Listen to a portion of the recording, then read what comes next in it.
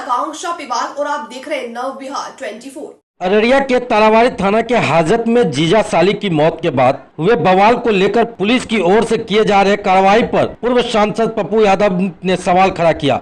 पूर्व सांसद पप्पू यादव मंगलवार को तारावाड़ी पहुंचे और दोनों पीड़ित परिवारों से मिलकर उनको आर्थिक मदद की।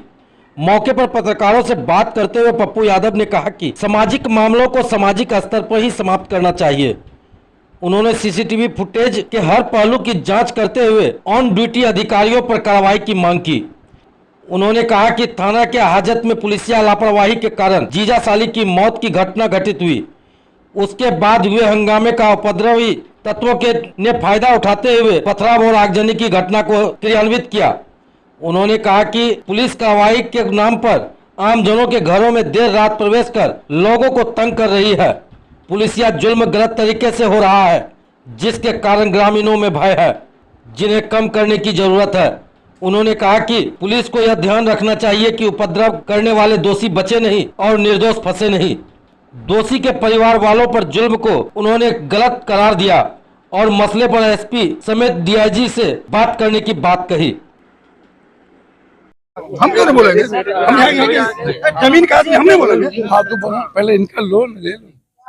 तो हमारा यह है कि प्रशासन से आप लोग पत्रकार द्वारा दीजिए कि यहाँ भय का माहौल क्रिएट नहीं करे। इसमें दो तीन बात है। सामाजिक स्तर पर जिन मुद्दों को खत्म होनी चाहिए वो बहुत ही विकराल रूप ले लिया। परिवार का मामला है। एक तो एक धुर जमीन नहीं है, एक तरफ 5 बेटी, दूसरी तरफ जीने के कोई रास्ते नहीं, यहाँ भी जीने के कोई रास्ते नहीं। हम दो पहलू मुद्दों के कारण है। एक तो इसकी मदद हो जाए, एक न्याय से हो जाए कि क्या कारण था कि महिला पुलिस नहीं गई, और थाना में क्या कारण है कि एक ही चौकीदार पर पूरा थाना, जो लोग ऑन ड्यूटी थे वो कहाँ?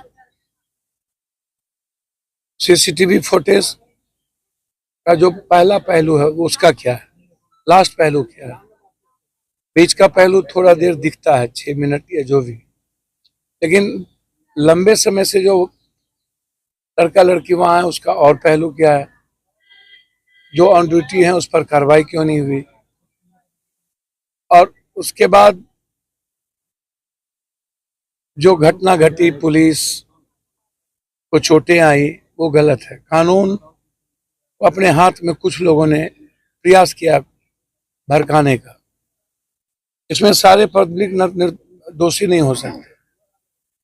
कुछ लोग होते हैं जो ऐसे समय में मौका का फायदा उठा लेते हैं, जिसमें हमारे जवान की चोट लगी, डीएसपी साहब को चोट लगा, वो कार्रवाई का विषय है। जो दोषी है उस पर कार्रवाई हो, मुझे कोई आपत्ति नहीं। लेकिन सवाल उठता ये है कि इतनी बड़ी घटना लापरवाही के कारण, क्या ये कार्रवाई के लिए बहुत बड़ी बात नहीं है? और उसके बाद जो घटना घटी, आपके सामने सीसीटीवी फुटेज है। जो लोग पत्थर हाथ में उठाए हुए हैं या जो लोग थाना में कुछ ढूंढ करके कोई जला रहे हैं, तो मैं समझ में आता है कि आप उस पर सीआरपीसी के तहत कार्रवाई करिए, अपना बेल लेगा, या आप उसको नोटिस दीजिए। लेकिन उसके बाद जो आप आम लोगों के घर में प्रवेश कर ढुक कर माँ को, बेटियों को, बहनों को, निर्दोष को, बच्चों को, युवाओं को, दुकानदारों को आप तंग कर रहे हैं, यह तो बिल्कुल कानून इसको संबद्ध नहीं है, इसकी इजाजत नहीं देता है। हमें तो जानकारी पहले थी, लेकिन हम बाहर थे बिहार से।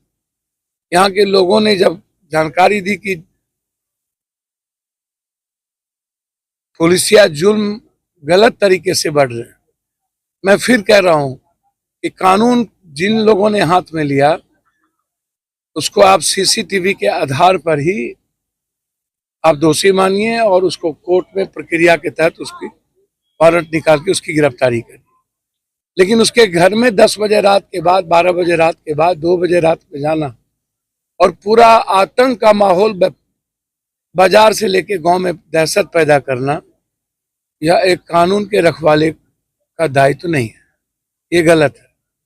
हम उसी उम्मीद और विश्वास के लिए यहाँ आए ताकि इनके भीतर जो किसी प्रकार का डर है, भय है, और जो एक माहौल बना हुआ है कि क्या हमको भी पकड़ लेगा, हमें भी शेर लाठी मार देगा, चलते फिरते राही को मार देना, लाठी चला देना, यह जो डर है ये कम हो।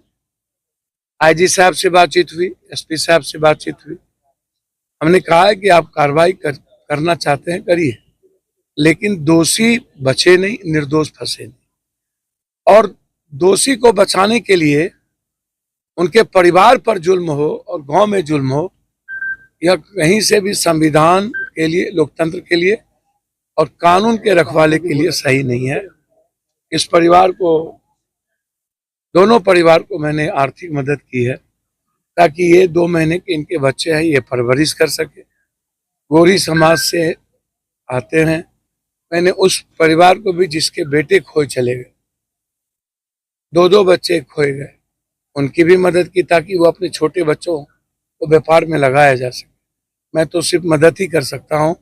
और आम इसी तरह अपने आसपास और देश दुनिया की प्रत्येक खबरों से अपडेट रहने के लिए हमारे चैनल को सब्सक्राइब करें, साथ ही बेल आइकन भी दबा दें ताकि आपके आसपास और देश दुनिया की प्रत्येक खबर आपके मोबाइल पर सबसे पहले पहुंच सके और इस न्यूज को ज्यादा से ज्यादा लोगों तक शेयर करें।